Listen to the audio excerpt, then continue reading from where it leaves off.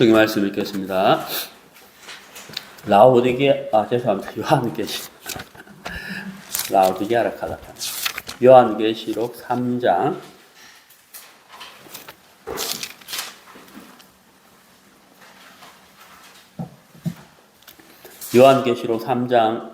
14절. 요한계시록 3장 14절. 라오디게아 교회의 사자에게 편지하기를 아멘이시오 충성되고 참된 증인이시오 하나님의 창조의 근본이시니가 가라사대 내가 내 행위를 아노니 내가 차지도 아니하고 더욱지도 아니하도다. 내가 차든지 더욱든지 하기를 원하노라. 내가 이같이 미지근하여 더욱지도 아니하고 차지도 아니하니 내 입에서 너를 토하여 내치리라. 내가 말하기를 나는 부자라 부여하여 부족한 것이 없다 하나 내 공고한 것과 가련한 것과 가난한 것과 눈먼 것과 벌거벗은 것을 알지 못하도다. 내가 너를 권하노니 내게서 불로 연단한 금을 사서 부요하게 하고 흰옷을 사서 입어 벌거벗은 수치를 보이지 않게 하고 안약을 사서 눈에 발라 보게 하라. 물론 내가 사랑하는 자를 책망하여 징계하노니 그러므로 내가 열심을 내라 회개하라. 볼지어다 내가 문 밖에 서서 두드리노니 누구든지 내 음성을 듣고 문을 열면 내가 그에게로 들어가 그로 더불어 먹고 그는 나로 더불어 먹으리라. 이기는 그에게는 내가 내 보좌에 함께 앉게 하여 주기를 내가 이기고 아버지 보좌에 함께 앉은 것과 같이 하리라. 기는 자는 성령이 교회들에게 하시는 말씀을 들을지어다. 22절 말까지 읽었습니다. 우리가 요한계시록 그 강해를 하는 중에 있는데 특히 이제 그 7교회를 이렇게 했습니다. 오늘은 그 마지막 시간, 7교회의 마지막 시간, 요한계시록 강의가 아니고 7교회의 마지막 시간, 라오디게아 교회에 대해서 말씀을 나누도록 하겠습니다. 이제 여러분 집에 가셔서 네이버로 이렇게 검색해 보시면은 송아시아 7교회라고 치면은 지도가 나와요. 거기 이렇게 보시면 아시겠지만은 우리가 이제 이 모니터가 없어가지고 제가 지도를 못 보여드리는데, 티르키예 옛날에 전에 터키라 그랬잖아요. 터키 이렇게 지도를 이렇게 딱 보면은 이렇게 길쭉 하잖아요. 그래서 이 교회 7교회가 왼쪽에 있어요. 왼쪽. 이렇게 지중해 쪽에. 지도에서 왼쪽.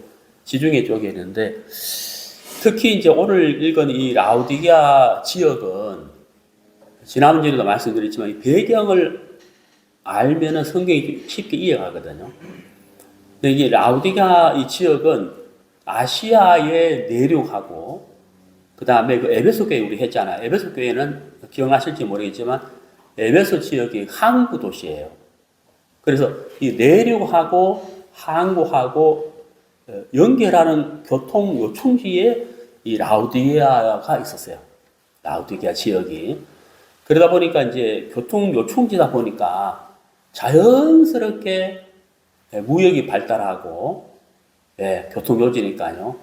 무역이 이렇게 발달을 하고, 그 다음에 금융업이 굉장히 발달을 했어요. 금융업이 발달하고, 그 다음에 이제 무역이 성행을 했고, 그 다음에 양모, 라오디게아에서 생산되는 그 양모가 품질이 굉장히 우수했답니다. 그래서 그걸로 인해서 이제 부를 축적할 수 있는 계기가 됐다. 그래서 교통 요충지에다가 무역도 성행했고 양모가 좋아서 그걸로 돈이 많이 벌고 금융업이 발달했고 그래서 이 라오디게아 도시가 이렇게 부유한 도시였다. 그래서 자연스럽게 여기 이제 성도들도 교인들도 이렇게 부유한 사람들이었을 거다라고 추측을 하고, 그리고 이제 이 도시의 분위기가 자유분방한 도시였어요. 분위기가 그리고 핍박이 없었어요. 핍박. 그리고 핍박이 없었다는 거죠. 근데 이제 핍박이 없었기 때문에 이게 좋은 조건이죠. 물론 핍박이 있는 것도 좋은 조건인데, 그러니까 이제 부유하고 자유분방하고 핍박이 없었다. 이런 것들이 이제 그 좋은 조건이잖아요. 근데 왜 라우디게아 교회는 칭찬 없이 책망만 받았느냐 하는 거죠. 지난주에 우리가 필라델피아 교회 있잖아요. 필라델피아 교회는 와, 이렇게까지 칭찬을 받을 수 있나 할 정도로 저도 이제 사실 그 말씀 준비하면서 야, 막 놀랍기도 하고 한편으로는 두렵기도 하고, 왜냐하면 너무 이렇게 제가 받을 수 없는 칭찬을 받았기 때문에 그런 마음이 들었는데, 라우디게아 교회는 또 반면에 책망만 받는단 말이에요. 그러니까 책망만 받다 보니까 저도 또 두렵기도 하고, 혹시 또 내가 이렇게 이런 신앙을 하면은 또 이런 책망을 받을 수 있다. 그래서 또 두렵기도 한데, 그러니까 이제 왜 이제 그러면 이렇게 좋은 조건을 가지고 있는데 칭찬을 받지 못하고 책망을 받았느냐 하면, 오늘 우리가 이 라우디게아 교회를 통해서 교훈 받을 수 있는 중에 한 가지인데, 그게 바로 뭐냐면 그 모든 좋은 조건을 육체의 기회로 삼았다 하는 거예요. 이게 이제 결정적인 문제죠.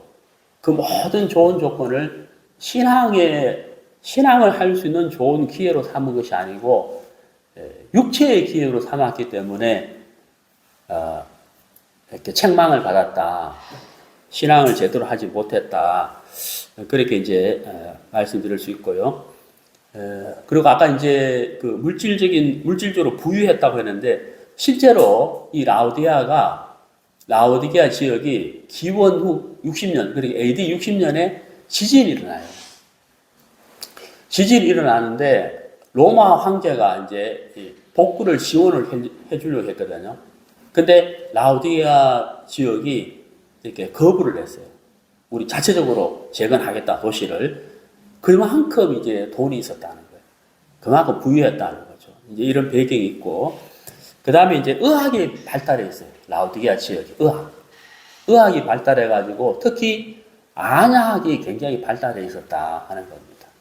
이런 배경을 알면 이 성경 오늘 라우디게아 교회를 보면은 쉽게 이해를 할 수가 있어요. 이제 15절 봅시다. 14절은 우리가 다 아는 거니까요. 15절. 내가 내 행위를 아노니 내가 차지도 아니하고 더욱지도 아니하도다. 내가 차든지 더욱든지 하기를 원하노라. 이제 책망을 받았는데요.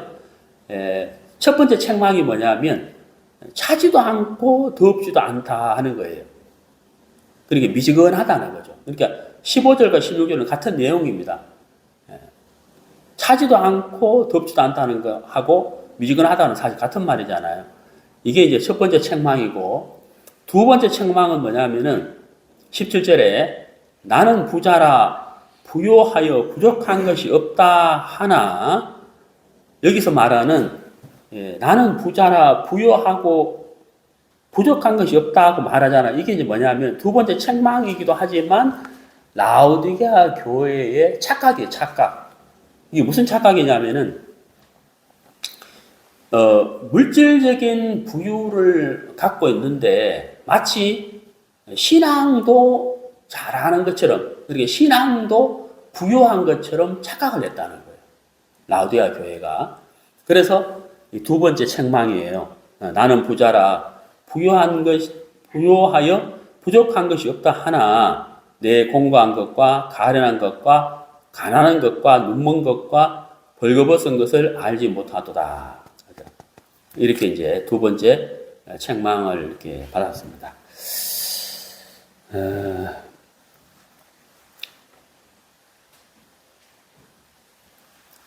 그래서 우리가 이제 좀 생각을 해보면요.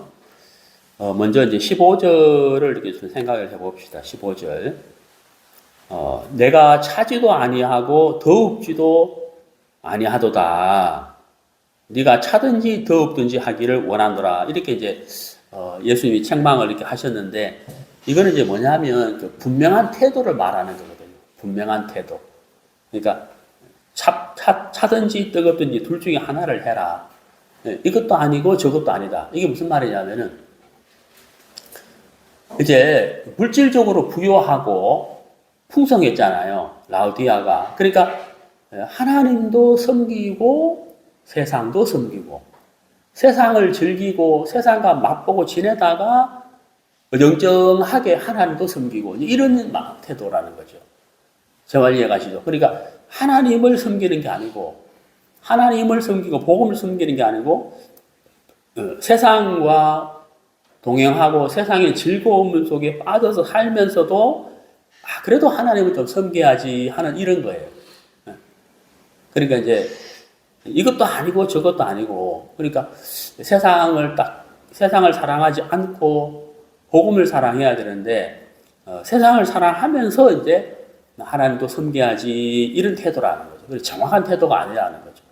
그러니까 냉정하게 말하면 신앙을 하지 않는 상태다 하는 거거든. 그래서 네 태도를 분명히 해라 이렇게 예수님께서 책망을 이렇게 하셨는데요. 우리 그 마태복음 6장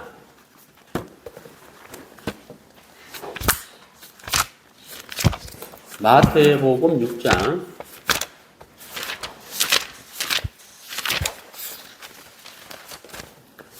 24절 마태복음 6장 24절 한 사람이 두 주인을 섬기지 못할 것이니 혹 이를 미워하며 저를 사랑하거나 혹 이를 중히 여기며 저를 경히 여김이라 너희가 하나님과 재물을 겸하여 섬기지 못하느니라. 여기 겸하여라고 되어 있지 않습니까? 겸하여. 그러니까 세상도 사랑하고 복음도 사랑한다. 이건 안 된다는 거예요. 안 된다보다도 그렇게 할 수가 없는 거죠. 세상의 어떤 풍조나 세상의 어떤 즐거움이나 어떤 세상의 쾌락과 세상의 흐름을 즐기고 따라가고 거기에 빠져 있으면서 한번 그래도 하나님을 믿어야지. 하나님을 한번 하나님께 기도 한번 해볼까? 이런 어정쩡한 태도 있잖아요. 그래서 처음에 말씀드렸지만은 라우디아 교회가 핍박이 없었다는 거예요. 핍박이 없었는데 물질적으로 풍요함이 또 핍박이 없는 이런 조건이 신앙을 할 수 있는 기회로 삼았으면은 너무 좋았겠지만은 신앙의 기회로 삼은 것이 아니고 그 모든 좋은 조건을 육체의 기회로 삼았다. 그래서 신앙을 할 수 없는 타락할 수밖에 없는 책망을 받은 것이 됐다 하는 거예요. 그래서 예수님께 책망을 이렇게 받았다는 거죠. 그리고 이제 우리가 이제 서머나 교회를 할 때 우리가 이제 말씀드렸습니다만은 서머나 교회를 잠깐 보면요. 요한계시록 2장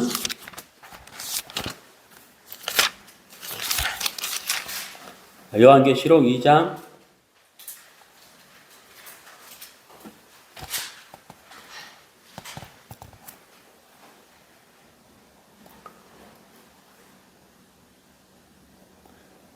9절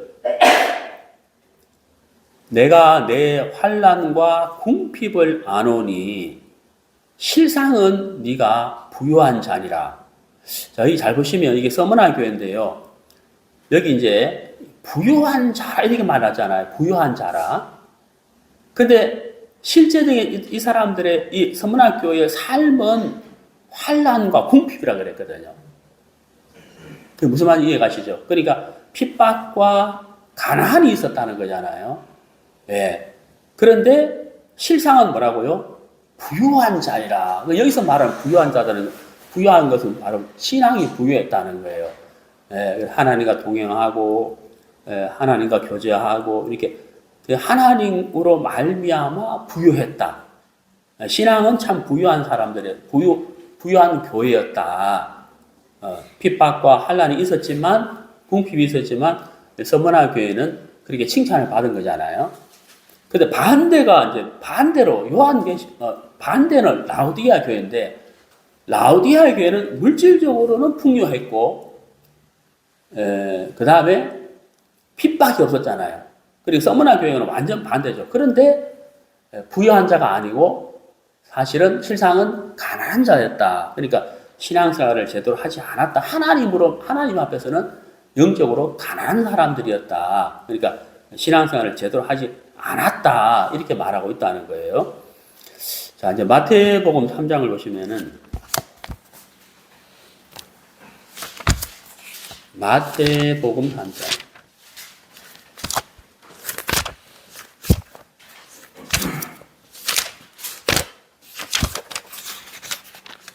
마태복음 5장.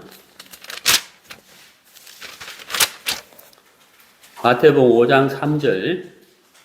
심령이 가난한 자는 복이 있나니 천국이 저희 것이며. 사실 여기 이제 심령이란 단어가 있는데 우리 개역 한글 성경에 여러분 어떠세요? 심령. 이게 참 어렵고 설명하기가 이 심령이 뭐냐 물으면은 이거 참 설명하기가 참 어려워요. 저도 그래요. 저도 그 영어 성경에 보면은 이제 뭐라고 되냐면 영이 가난한 자는 이렇게 돼 있거든요. 영이. 그러니까 이제 영어 성경 킹제임스는 영혼, 육을 이렇게 딱 구분해 놨어요.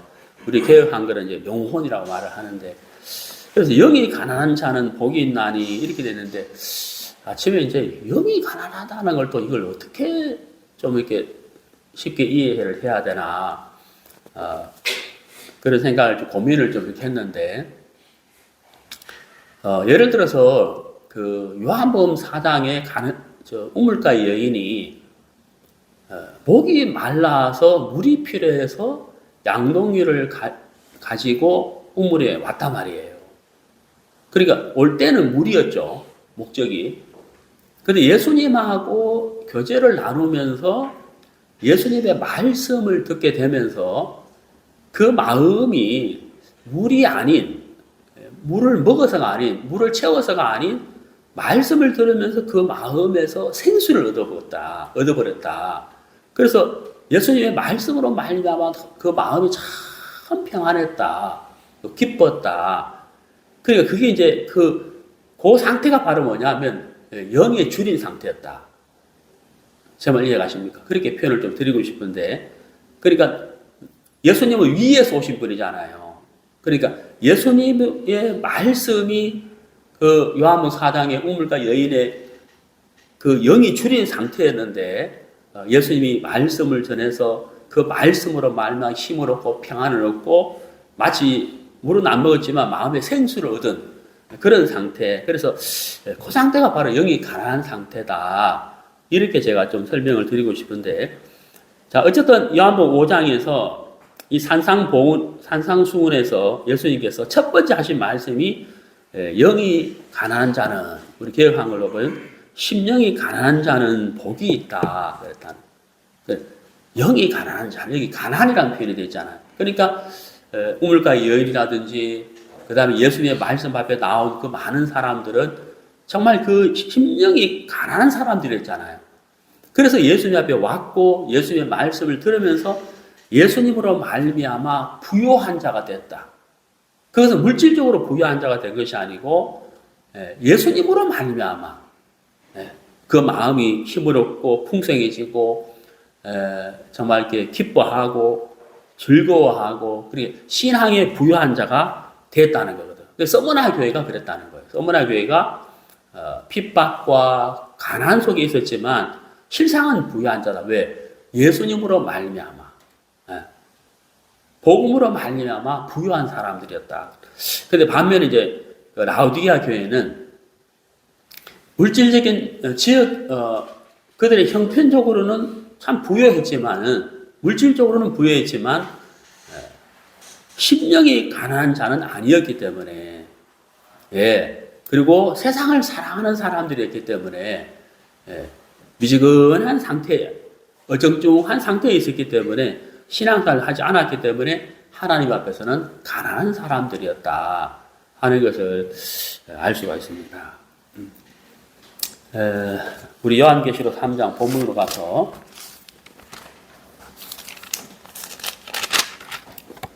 3장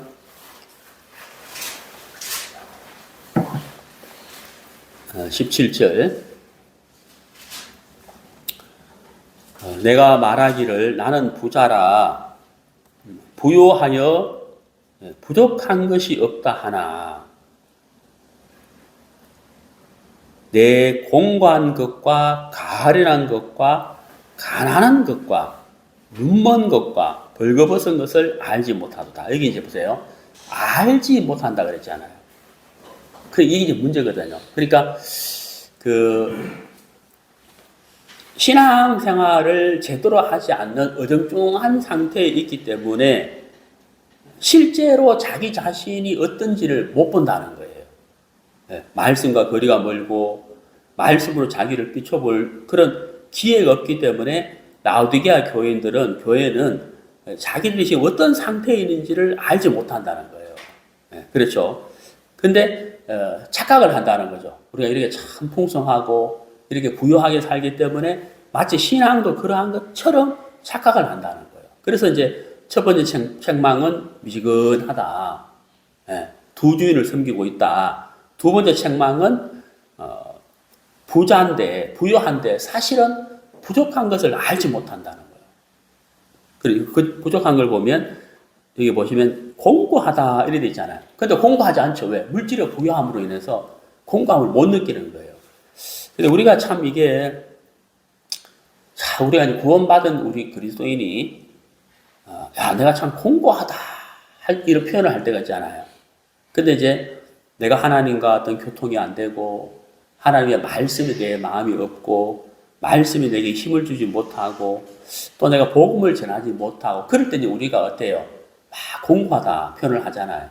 그러니까 공고한 것 자체는 어려움이지만 공고함을 느끼는 것 자체는 좋은 거잖아요. 왜냐하면 영적 감각이 있다는 거거든요. 영적 감각이 살아있다는 거예요. 그게 바늘이 이렇게 바늘에 이렇게 찔렸을 때, 아픔을 알아야 되잖아요. 모르면 안 되잖아요. 그게 감각이듯이. 그러니까 이제 그 공고한 것을 아는 것은 영적으로 살아있다는 얘기인데, 여기는 뭐라고 되어 있냐면, 공고한 것을 알지 못한다는 거예요. 그리고 가련한 것도 알지 못한다는 거예요. 근데 왜 알지 못하냐면, 조금 전에 말씀드렸지만, 물질적인 풍성함이 있기 때문에 그것으로 착각을 하는 거죠. 그래서 신앙의 공고함과 가련한 것을 알지 못한다. 그리고 더군다나 또 모르는 게 뭐냐면 가난한 것이죠. 가난하다. 이게 이해가 안 가잖아요. 왜 우리가 가난해? 이렇게 물질이 많은데 풍성하며 살고 있는데 가난하다고 하니까 이걸 또 이해가 안 가죠. 그러니까 가난하다는 것을 느끼지 못하는 거예요. 여기서 가난하다는 것은 뭐냐면 영적이거든요. 영적. 신앙. 하나님 앞에서는 부유하지 못한 사람이다. 근데 물질적인 것으로 대체해버렸기 때문에 라오디게아 교회가 착각을 하고 있다는 거죠. 그 다음에 이제 눈먼 것 그랬는데, 눈먼 것, 이제 소경이잖아요. 눈이 멀었다. 보지 못한다는 거잖아요. 제가 이제 구원을 받기 전에 이제 성경을 많이 보진 않았어요. 많이 보진 않았지만, 구원을 받고 나서 성경을 보니까 정말 눈이 밝아졌다 하는 것을 내가 참 알았거든요. 구원받고 이 로마서를 읽을 때 너무 신기했어요. 응? 구원받기 전에는 의인은 없나니 하나도 없어. 그거 이제 하나 알았다고. 다 죄인이지. 의인이 어디 있어? 그런데 로마서를 읽는데 막 의롭게 됐다는 단어들이 막 제 눈을 정말 의심할 정도로 이런 단어가 있었네. 이런 성경이 있었네. 그리고 히브리서에 막 영원한 속죄 이런 것들이 막 깜짝 있게 놀랬다는 거죠. 눈이 밝아진 거잖아요. 근데 라오디게아 교회는 미지근한 어정쩡한 상태에 있었기 때문에 눈도 멀어 있었다. 잠깐 성경을 찾아봅시다. 시편 19편. 시편 19편.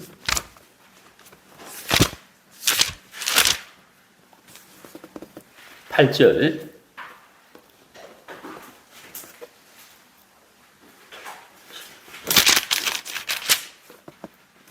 여호와의 교훈은 정직하여 마음을 기쁘게 하고 여호와의 계명은 순결하여 눈을 밝게 하도다. 여기 눈을 어떻게 한다고요? 밝게 하도다. 자, 눈을 밝게 하는 것은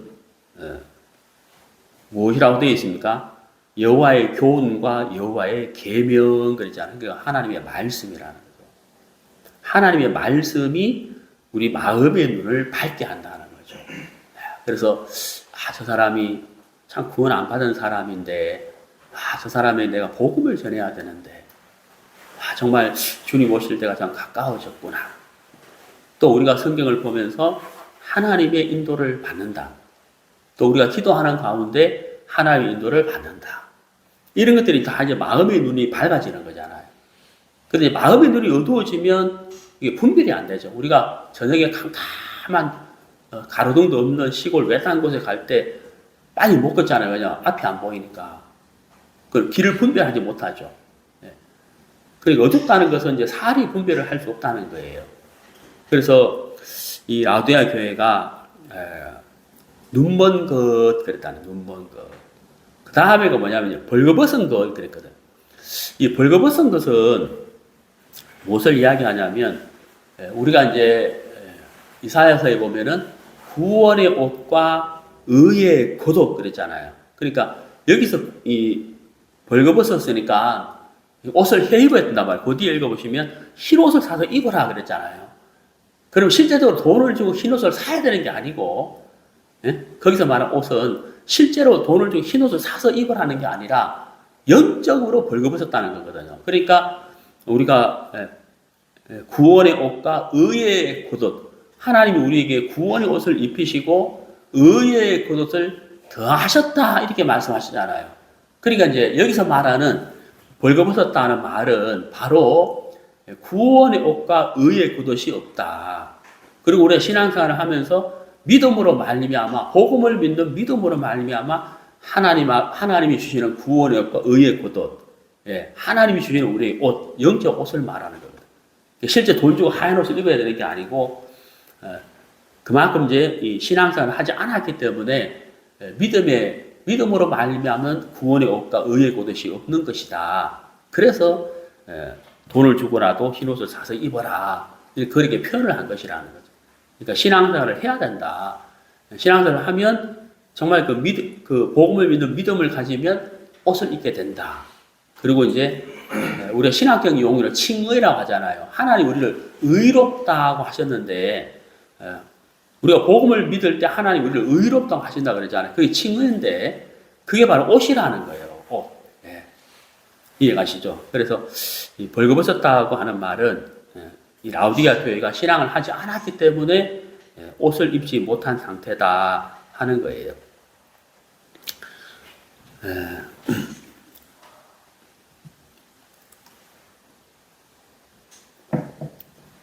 우리 신약성경 에베소서 1장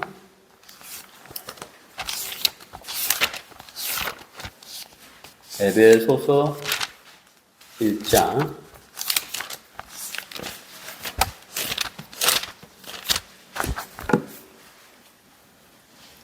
에베소 1장 18절 너희 마음 눈을 밝히사 이렇게 돼 있어. 자, 그러니까 이제 라우디게아 교회에서 눈이 멀었다 하는 그 눈은 육신의 눈이 아니고 무슨 눈일까? 마음 눈이죠. 마음. 그러니까 하나님과 교제가 단절된 상태이기 때문에 마음이 어두워졌다. 마음의 눈이 어두워졌다 하는 거예요.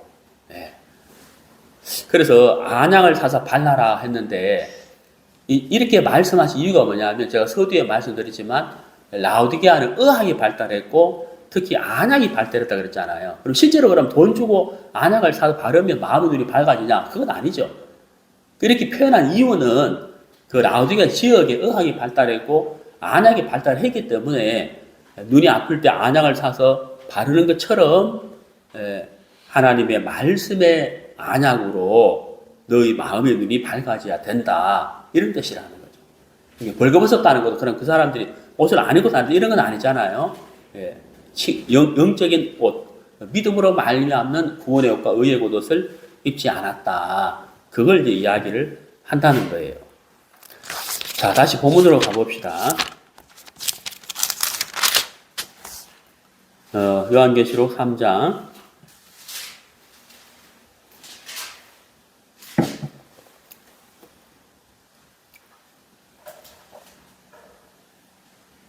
19절 무릇 내가 사랑하는 자를 책망하여 징계하노니 여기 보세요. 19절에 내가 사랑하는 자를 이렇게 되어 있어요. 여기 사랑하는 자가 누굴까요? 네? 영어 성경에는 사랑하는 자들 이렇게 복수가 되어 있는데 여기서 사랑하는 자, 사랑하는 자나 사랑하는 자들이나 이 사랑하는 자가 누구일까요? 라오디게아 교회거든. 라오디게아 교회. 근데 여러분 어떠세요? 이 19절 말씀 읽으니까 여러분 어떤 마음이 드세요? 지금 이제 예수님께서 라오디게아 교회를 책망했잖아요. 그죠? 크게 두 가지잖아요. 책망을 하시고는 19절에 사랑하는 자를 이렇게 표현했단 말이에요. 내가 사랑하는 자를 이렇게 했다는 거예요. 그럼 제가 한번 질문을 한번 드려볼 테니까 여러분 속으로 한번 대답해 보세요. 자, 이렇게 책망을 받았어요. 두 가지를. 책망을 받고 칭찬도 없어요. 책망을 받았는데 예수님이 내가 사랑하는 자를 이렇게 표현을 했단 말이에요. 그러니까 그러면 책망을 받았는데 예수님이 갑자기 사랑하는 자를 그랬는데 예수님이 사랑한다는 것이 어떻게 할 수 있죠? 네? 칭찬도 안 받고 책망을 받았는데 사랑한다는 걸 어떻게 할 수 있냐고요. 사랑한다고 표현해냈으니까 사랑하는 게 맞잖아요. 예수님이 거짓말 하실 분 아니잖아요. 그럼 사랑한다고 했는데 사랑한다는 걸 어떻게 하냐는 거예요. 알 수 있냐는 거예요. 속으로 대답하셨어요? 사랑한다는 걸 어떻게 하냐면 19절에 보면 나와 있어요. 19절에 뭐라고 되어 있냐면 내가 사랑하는 자를 책망하여 징계하노니. 그러니까 책망과 징계를 했잖아요. 이게 뭐예요? 사랑이란 말이에요. 그러니까 예수님이 라오디게아 교회를 사랑하는 거예요. 사랑. 비록 칭찬할 것이 없고 책망할 것이 밖에 없지만은 사랑한다는 거예요. 라오디게아 교회. 제가 오늘 그 아침에 이제 말씀 준비하면서 19절 말씀 보면서 정말 그 예수님의 그 사랑이 참 놀랍구나. 참 감사하다. 칭찬받은 것이 하나도 없는데 책망만 받았는데 그래도 예수님은 어떠하다는 거예요? 사랑한다는 거예요. 그래서 그 사랑의 표현이 바로 뭐예요? 책망과 징계라는 거죠. 사실 그 책망과 징계가 사랑의 표현인데 사랑을 하지 않는다면 책망도 하지 않고 징계도 하지 않겠죠. 그럼 뭐 하겠습니까? 무관심이라는 거예요. 아예 관심을 안 가져버리는 거죠. 근데 예수님께 이렇게 책망을 하신다는 것은 사랑한다는 거예요. 그리고 또 사랑한다는 걸 어디서 알 수가 있냐면 19절의 끝에 내가 열심을 내라 회개하라 그랬죠. 이게 또 사랑이잖아요. 돌이키라는 거예요. 돌이켜라. 네가 물질적인 풍요함을 가지고 신앙이 풍요한 것은 아닌데 실제로 너는 가난하잖아. 네가 또 가련하잖아. 눈이 멀었잖아. 벌거벗었잖아. 실제로 이제 네가 이런 사람이다. 네가 지금 신앙을 잘못하고 있다. 안 하고 있다. 그게 라오디게아 교회의 현실이다. 그러니까 거기서 돌이켜라. 그러니까 사랑한다는 표현이라는 거 이게 사랑이라는 거죠. 사랑하기 때문에 책망을 하셨고 사랑하기 때문에 징계도 하셨고 사랑하기 때문에 회개하라라고 말씀을 하셨다.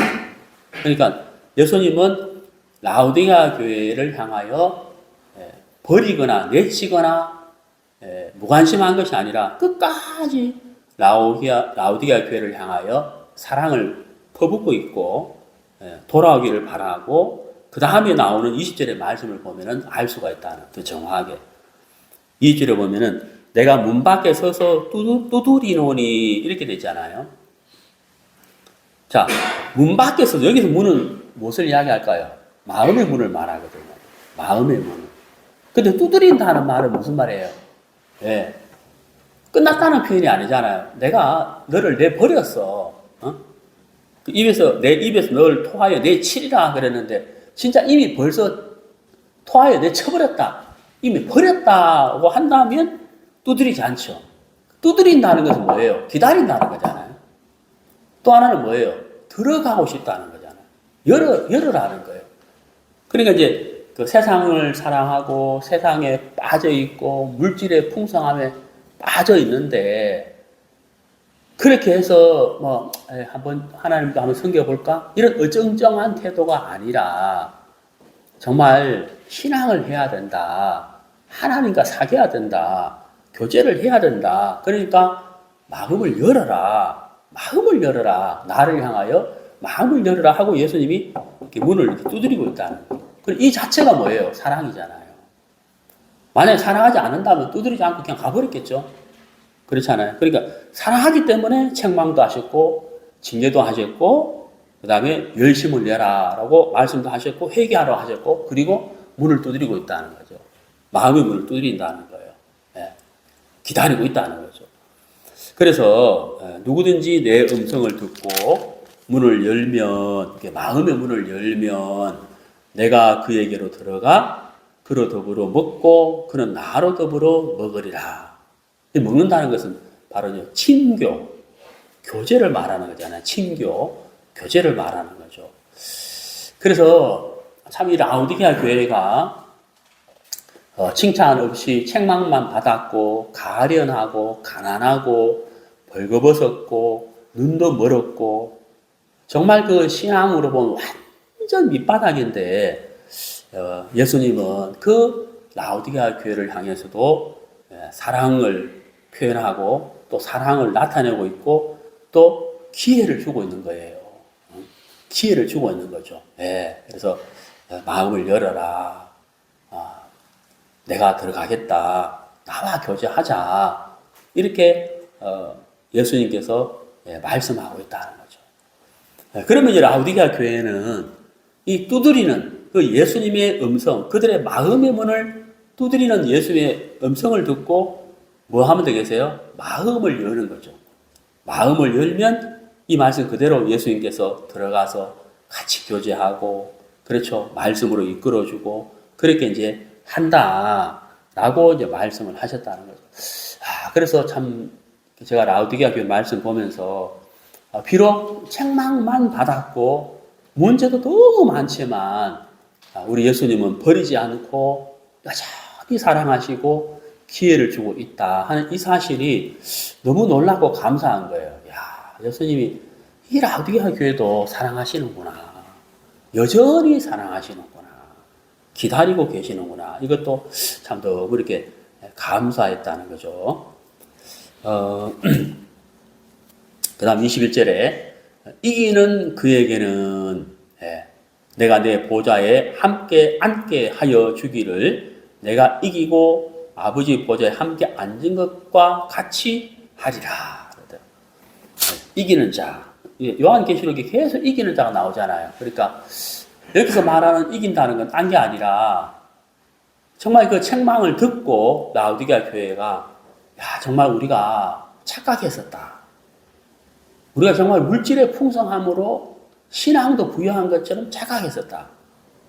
정말 하나님 예수님의 말씀대로 정말 우리는 눈이 먼 사람들이고 실제로는 가난한 사람들이고 실제로는 가난한 사람들이고 실제로는 벌거벗은 사람들이다. 그리고 우리가 영적 분별도 하지 못하고 있지 않느냐. 우리 정말 이렇게 참 너무 이런 모든 신앙을 할 수 있는 모든 좋은 조건을 신앙의 기회로 삼은 것이 아니고 육체의 기회로 삼았었구나. 우리가 정말 참 잘못되었다 하고 돌이키고 신앙을 하는 것이 바로 뭘까요? 이기는 거라는 거죠. 그게.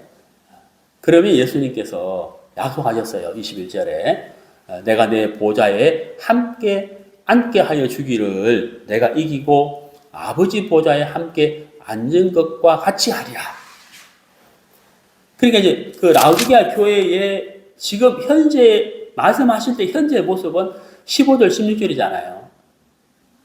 두 가지의 책망을 받았잖아요. 15절과 17절이잖아요. 첫 번째는 이것도 아니고 저것도 아닌 상태다. 어정쩡한 상태다. 두 번째 책망은 부자라고 하는데 실제로는 정말 가난하고 부족하고 공고하고 가련하고 눈먼고 벌거벗은 자다. 예. 이렇게 이제 책망을 받았는데 이게 현실인데 마음을 돌이키고 마음을 열고 예수님을 영접하고 예수님과 교제하고 그리고 마음을 돌이키게 되면 21절의 약속처럼 해주겠다. 그러니까 참 굉장히 놀라운 거잖아요. 또 소망스럽고. 그래서 정말 예수님이 함께 사랑하시는구나 하는 것을 이렇게 알 수가 있고요. 비록 잘못된 신앙을 하고 있는 라오디게아 교회지만 예수님이 사랑하시고 기회를 주셔서 돌이키게 하시는 올바른 길로 인도하시려고 하는 그 예수님의 그 마음, 그 사랑을 볼 때 참 감사하고 또 소망스럽다. 이렇게 이제 말씀을 드릴 수가 있습니다. 우리 시편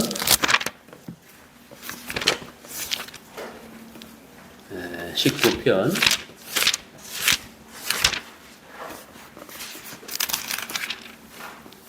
8절 조금 전에 읽었는데요. 다시 한번 보시겠습니다. 여호와의 교훈은 정직하여 마음을 7절부터 보겠습니다. 여호와의 율법은 완전하여 영혼을 소성케 하고 여호와의 증거는 확실하여 우둔한 자로 지혜롭게 하고 여호와의 교훈은 정직하여 마음을 기쁘게 하고 여호와의 계명은 순결하여 눈을 밝게 하도다. 자, 여기 이제 7절, 8절을 읽어보니까 라오디게아 교회가 왜 가련하고 가난하고 눈멀었고 벌거벗은 것을 알지 못하는 상태가 되는지를 알 수가 있죠. 그만큼 라오디게아 교회가 하나님의 말씀과 멀어져 있었다. 세상에 빠져 있었다. 부유함 속에 빠져 있었다. 물질 만능주의 속에 빠져 있었다 하는 걸 알 수가 있습니다. 반면에 서머나 교회는 참 가난했지만 영적으로는 부유했다 그러잖아요. 그 이유가 우리가 시편 19편 7절 8절을 읽으면서 알 수가 있는 거예요. 여호와의 율법은 완전하여 영혼을 소생케 하고 여호와의 증거는 확실하여 우둔한 자로 지혜롭게 하고 여호와의 교훈은 정직하여 마음을 기쁘게 하고 여호와의 계명은 순결하여 눈을 밝게 한다. 그렇죠. 그래서 우리가 참 하나님의 말씀과 참 이렇게 가깝고 이 말씀이 우리를 살리고 하나님의 지혜를 얻게 하고 눈도 밝게 해주고 그리고 풍성한 삶을 살게 해준다고 하는 사실인 겁니다. 사실 눈이 어두워지면 분별을 하지 못하잖아요. 분별을 못하기 때문에 제대로 된 길을 걸어갈 수가 없고 계속해서 미궁 속에 빠질 수밖에 없는 거거든요. 눈이 밝아진다는 것은 참 굉장히 소중한 것이고 중요한 것이고 또 우리가 마음의 눈이 어두워지면 우리가 분별을 못하기 때문에 이 사람도 구원받은 사람이고 저 사람도 구원받은 사람이고 그래 되면 교회의 기능이 상실되어 버리는 그렇죠. 잘못된 방향으로 갈 수밖에 없는 거예요. 그러니까 분별력이 떨어질 수밖에 없다는 겁니다. 그래서 안약을 사서 발라라고 했는데 그래서 이 시편 19편 말씀처럼 우리가 하나님의 말씀과 가까울 때 우리 마음의 눈도 밝아지고 그래서 분별할 수 있게 되고 바른 길로 가게 된다고 하는 사실인 겁니다. 그래서 우리가 우리 자신을 지킬 수 있는 것도 마음의 눈이 밝았을 때 이게 가능한 것이거든요. 오늘 우리가 이제 라오디게아 교회에 대해서 이렇게 살펴봤는데 참 그 좋은 조건들을 육체의 기로 삼았기 때문에 이렇게 정말 안타까운 잘못된 삶을 살았다. 잘못된 길로 갔다는 겁니다. 그래서 하나님께서 우리에게 주신 모든 조건들을 정말 신앙의 조건으로 삼아서 하나님의 말씀과 가까워진다면 우리는 그 서머나 교회처럼 신앙의 부유함으로 살아갈 수가 있다고 하는 사실입니다.